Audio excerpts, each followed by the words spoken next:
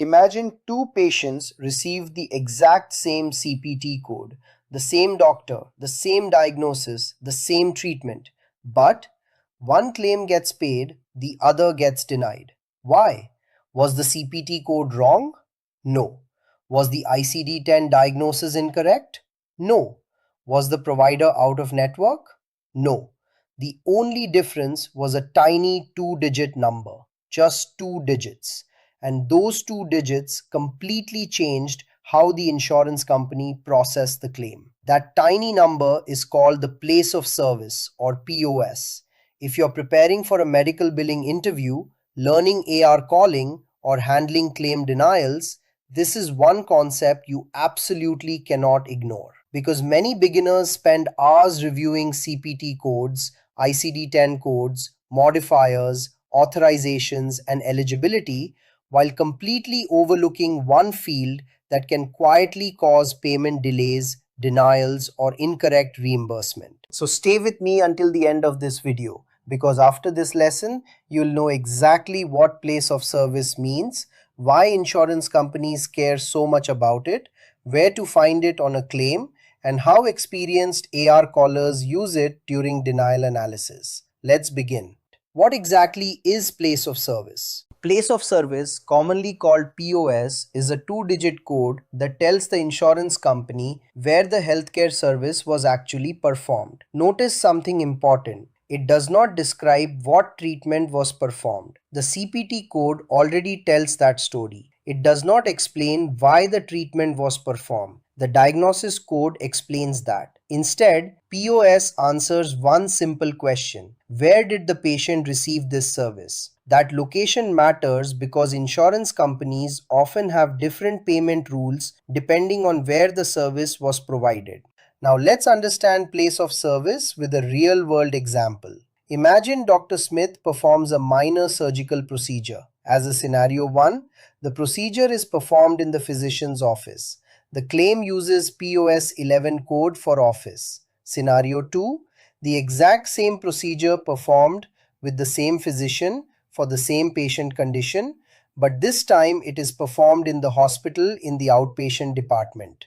In this second scenario, the claim uses POS 22 code for hospital but outpatient.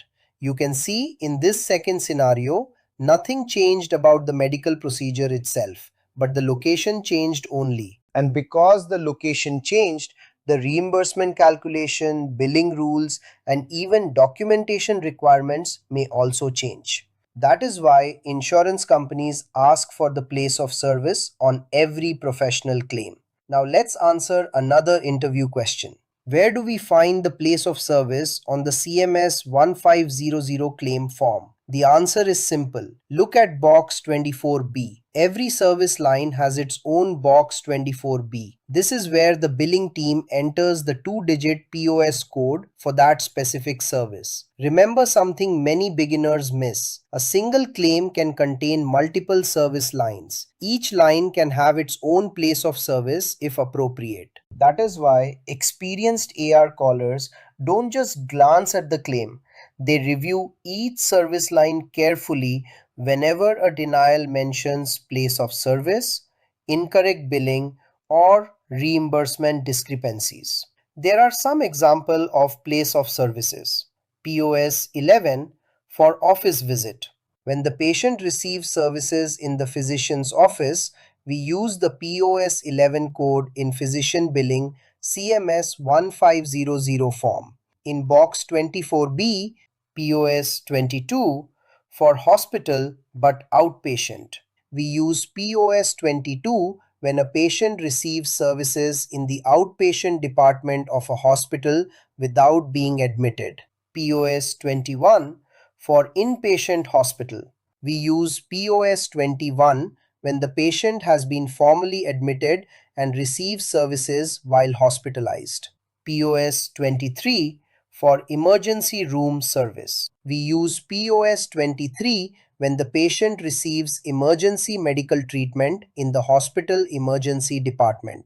You'll see many more POS codes in medical billing, but these are among the most common during AR calling and denial handling. Now let's see how place of services codes helps during denial analysis. Imagine you're following up on a denied claim. The payer representative says, the claim was processed using an incorrect place of service.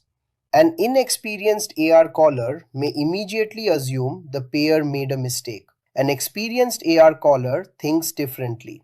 They verify. What does the medical record say? Where was the patient actually treated? Does the provider documentation match the POS entered in box 24B? Was the correct POS transmitted to the payer? If the documentation confirms the service occurred in the physician's office, but the claim was submitted with the hospital outpatient POS, then the denial may be valid. In this case, the correct is not changing the CPT code. The correction is submitting the claim with the appropriate place of service, if supported by the documentation. This is why experienced denial specialists never review claim fields in isolation. They connect the CPT code, diagnosis, modifier, authorization, provider information, and place of service before deciding the next action. So here's a quick recap. Place of service is a two-digit code that tells the insurance company where the healthcare service was performed. Its purpose is to help the payer apply the correct billing rules and reimbursement policies. On the CMS 1500 claim form, you'll find the place of service in box 24B for each service line. And during AR calling or denial management, always compare the POS on the claim with the provider documentation whenever a denial suggests a location-related issue.